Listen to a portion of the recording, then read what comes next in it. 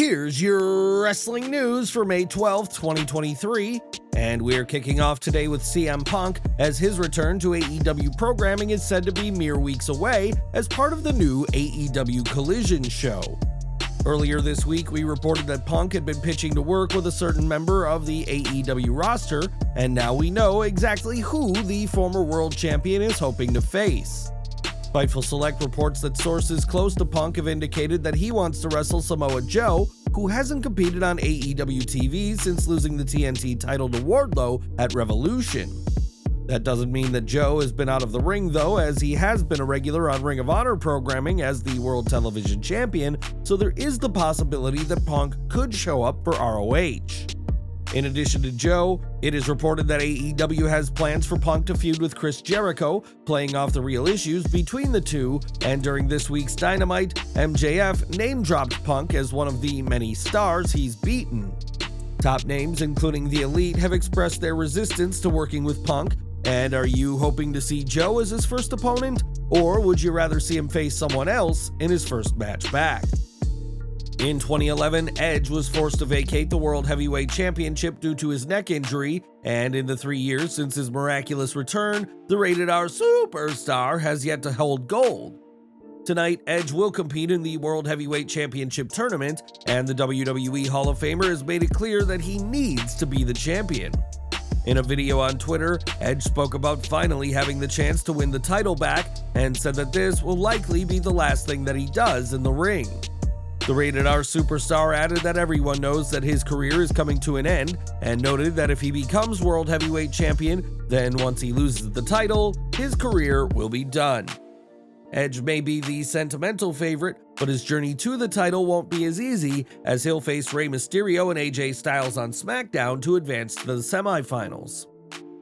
If he beats those two, he'll have to best the winner of Austin Theory vs. Sheamus vs. Bobby Lashley, and if he wins that, then he'll have to defeat Raw's Seth Rollins in the finals. Edge is an 11-time world champion and wants one more run before he calls it a career, and will Edge achieve this dream? Or will somebody else leave Jeddah as the World Heavyweight Champion? Later this year, AEW will take the trip to London for the much-anticipated All In show, which will no doubt be the biggest event that the company has ever put on. With AEW having events before All In though, little has been promoted about the show, but now one of New Japan's biggest stars is on the card. As Dave Meltzer explained on Wrestling Observer Radio, Will Ospreay has been booked for the show, but there's no word on who he'll be facing.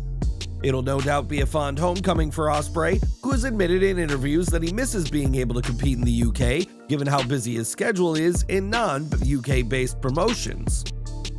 Ospreay has appeared for AEW a handful of times and is widely regarded as one of the very best wrestlers competing today, and who do you want to see him face at All In this August? Little is known about All In other than Ospreay is on the card for the much anticipated show, and that isn't sitting too well with some on the roster. During the latest Wrestling Observer Live, Brian Alvarez reported that some AEW talent are unhappy with the fact that Ospreay has a spot when they don't know if they'll be competing in London. Some talent find it frankly unfair that someone who isn't even with AEW has already been promised a spot at AEW's biggest show ever, while those working full-time for Tony Khan may not get a spot.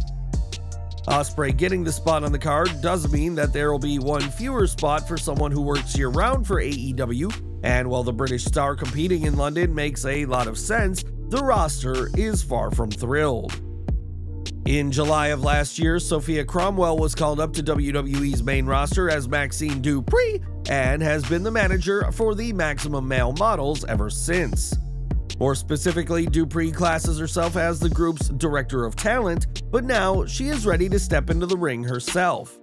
When asked about the possibility of wrestling on WWE's German-based show Die Wush, Dupri anticipated the question and said she hopes to be in the ring soon enough. Let's just say I'm prepared and I will dominate if I have to, but I'm not going to get my fingernails dirty on someone who's not worth it. So when it's time, that's going to happen. While Dupri has yet to wrestle on the main roster, she was an alternate for the 2023 Women's Rumble match and would have competed had another participant been unavailable. That didn't happen, and Dupri has yet to get her nails dirty, but it may not be much longer before we see what she can do in the ring.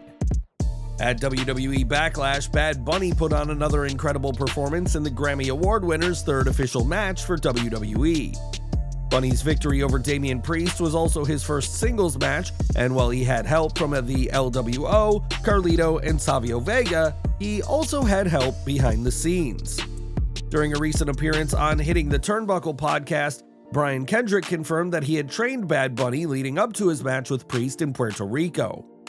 Kendrick was also the one who trained Bunny for his debut match at WrestleMania 37, and also worked as a producer backstage during Backlash, where he helped put the San Juan street fight together. Brian Kendrick is a controversial figure in wrestling, as his AEW debut was nixed last year after controversial comments came to light, but as long as WWE is using Bad Bunny in the ring, odds are that the former Cruiserweight and Tag Team Champion won't be far behind. In the run-up to WrestleMania 39, WWE was eager to get The Rock in the ring, but those efforts were all for naught in the end.